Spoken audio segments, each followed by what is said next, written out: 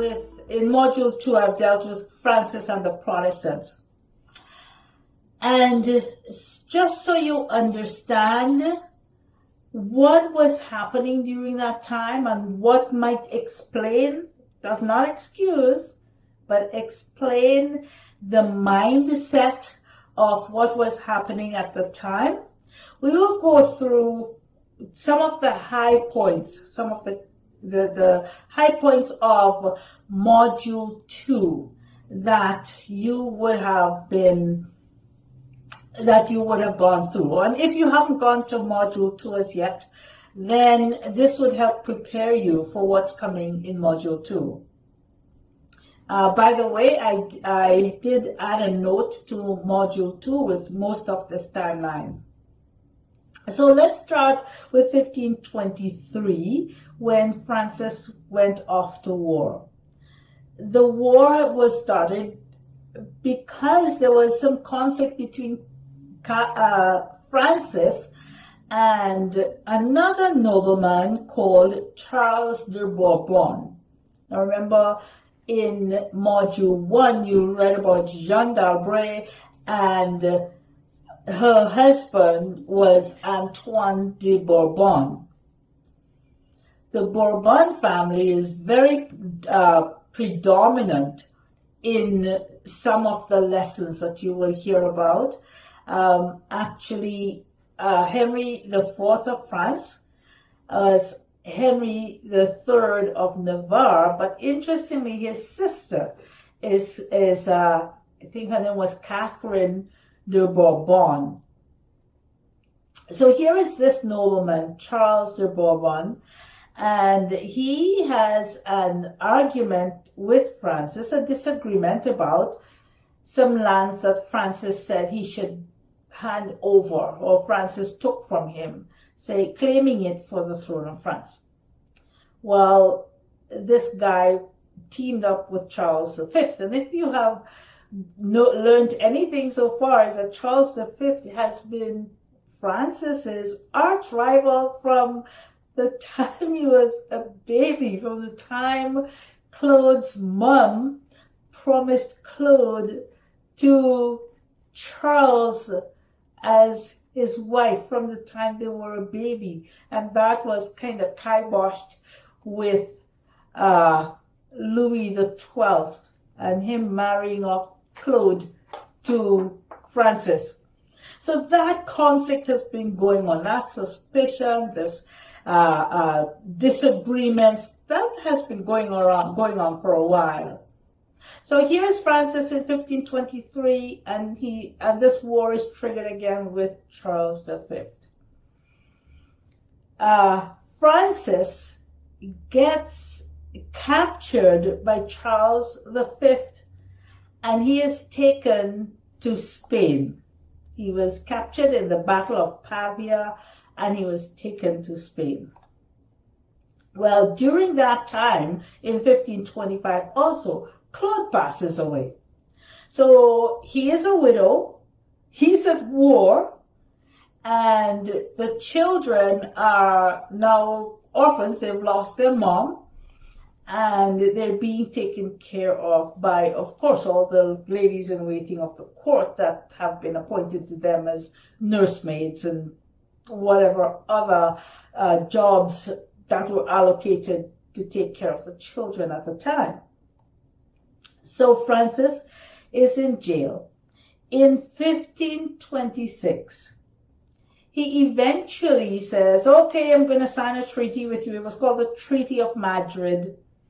And in that treaty, he gets his freedom, but he is supposed to give up his two sons. I think there was 6 and 7, or 7 and 8 at the time. So here are these two little kids who are sacrificed for their dad's freedom. So that's 1526. So he gets out. They keep Charles V keeps his children, and they stay in jail for 4 years. In 1527, while he's out there, exchanging the children was just part of the king's ransom.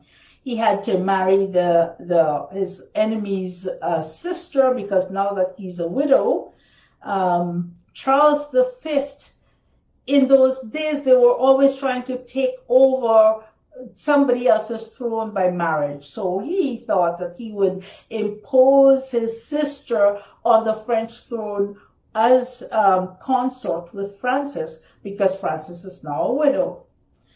So Francis had to agree to exchanging his sons, getting married to Charles's sister, paying 2,000 gold crowns to Charles V, and to having his son Henry II get married to Catherine de Medici when he was 14, by the time he turned 14, and on and on. The king's ransom was quite something that would be demanded by the person who has captured the king in war. So here is Francis.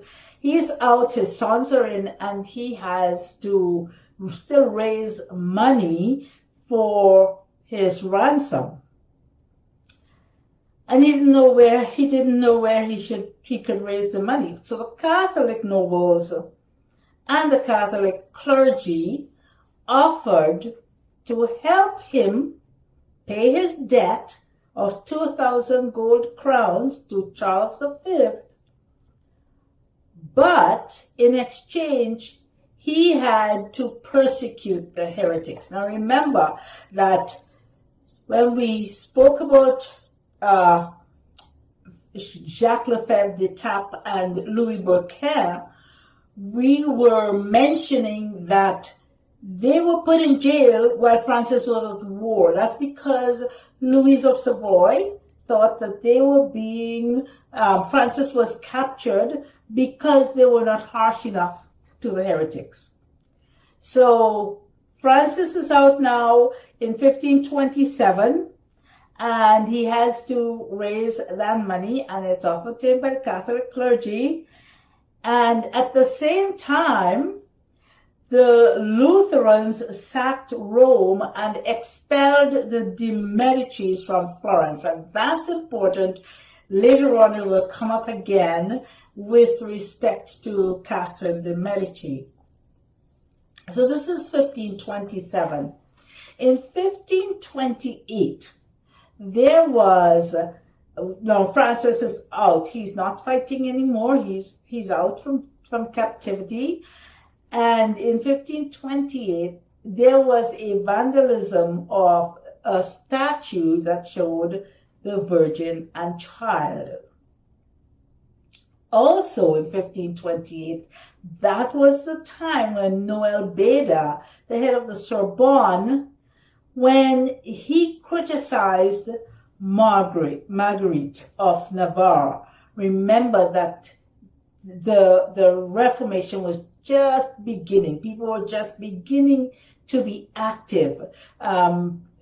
Jacques Lefebvre d'Etaples was teaching pastors, priests to teach from the New Testament and from the epistles in Meaux.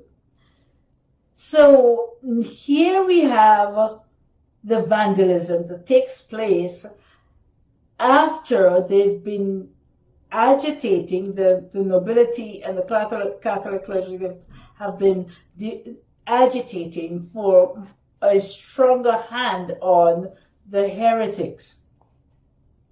So it did not help the situation any. In 1530, that's when Francis's two boys were released, and then he had to marry Eleanor of Portugal, which was Charles V's sister. So she met the boys when they were released, and she went to Francis, and I think they had already gotten married by proxy. So Eleanor and the boys now rejoined Francis. In 1531, Louise died of the plague. In 1533, Henry II, who was in jail, And between the time those kids were released from jail and 1533, I think somewhere in 1532, Francis's other son, he was also Francis, but Francis of either Alençon or Brittany or something like that, one of those duchies that he was the head of. Well, he was the next in line for the throne, but he died. So Henry II was married. Henry II is now the heir apparent. And remember that as part of the king's ransom, Henry was supposed to marry Catherine de' Medici, who was Pope Clement VII's niece. And she was in Florence at the time. The Medicis, they kind of ruled Florence. That was their little kingdom, the kingdom of Florence. And Catherine was in Florence at the time when the Lutherans sacked Rome. So Catherine was made to marry Henry II. And that happened in 1533. Also in 1533, we have the issue of John Calvin helping Nicholas Cop to give that commencement speech to the Sorbonne, because Noel Beda was in 1528, because of his criticism of Marguerite, he was kicked off as the Chancellor of the Sorbonne, and Nicholas Cop was appointed at that time. So now in 1533, Cop gives the opening address, and he is helped in his speech by Calvin. And if you did the lesson, you will see that he compared what was happening in the Catholic Church with the Sermon on the Mount to show how far they had moved from their moorings. Well, that is when more persecution started, and Nicholas Cop left and went to Geneva at that time. Calvin went to St. Anne's. In the next year, the reformers who had already been in Geneva, they published a set of flyers that they referred to as the placard. And those flyers found themselves all over Paris, and one was found on Francis's bedroom door. So that caused Francis to be as mad as a hatter. And then that kind of turned him away from the Protestants at that point in time, because before that he was more lenient towards Protestants, especially since his sister was taking in the Protestants who felt persecution in the rest of France. So she was taking them in at Navarre. So in 1534, now here's the placard affair. And in 1535, there was the burning of heretics at the stakes. In 1535, Calvin also wrote the Defense of the Faith, and that started Calvin's Institutes, his landmark publication. In 1539, I don't know what Francis was thinking about when he forced his niece, Jeanne d'Albret, to marry the guy from the Lutheran guy from Joliet-Cleves.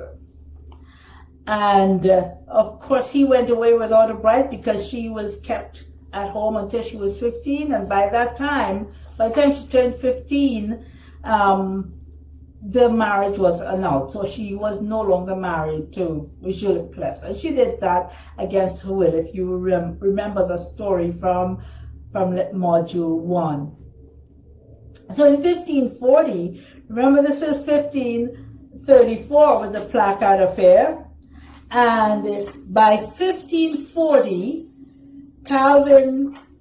Francis was so dead set against the Protestants that he issued the Edict of Fontainebleau, which listed a whole lot of things that couldn't happen with Protestants. They couldn't meet, they couldn't get books from Geneva or printed anywhere else. Books had to be opened. Any shipments of books had to be opened in front of the Sorbonne representatives.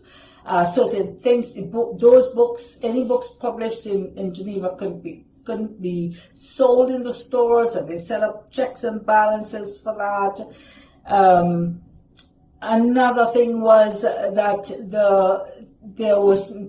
Francis introduced snitches who could now tell Francis and his cohorts whether or not someone is suspected as being a heretic, and the suspect would get the snitcher would get 1/3 of the suspect's property, and if the person left, then they weren't supposed to get anything that they left behind. The persecution just went on and on.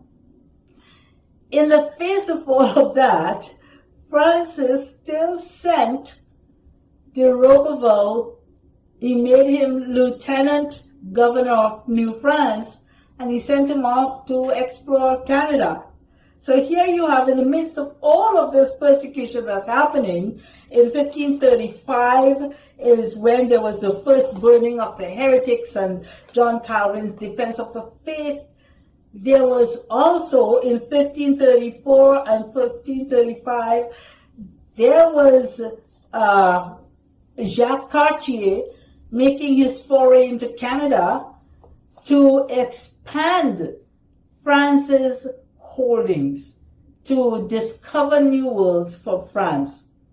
So in 1534, you have Jacques Cartier coming to Canada and the debacle that was there. And then by 1542, here is de Roberval appointed as the lieutenant governor of New France, and another expedition with Cartier and de Roberval to Canada to try to establish the new world for France. In 1547, Francis passed away, and if you go back through the post, you will see how much of a horrible death he had. And it should be a warning for all leaders, I think, when they seek to persecute the bride of Christ. Anyways, Francis died in 1547, and in 1548, Jeanne married Antoine de Bourbon in Navarre, and in 1549, Marguerite of Navarre passed away, and in 1560, de Roberval himself, who had become a Calvinist in 1535, he was assassinated in 1560 when he was coming out of a Calvinist meeting. Now, if you had not heard all these various stories, dates are important, timelines are important, but the method to the madness is that you tell the story first, and then you show how between this period of time, all these things were happening. So it gives you a better idea of what was happening what was probably happening in someone else's mind, and how the current social situation, circumstances influenced what they thought and how they reacted. Remember, my premise is that God uses people. People perform actions. Actions become events.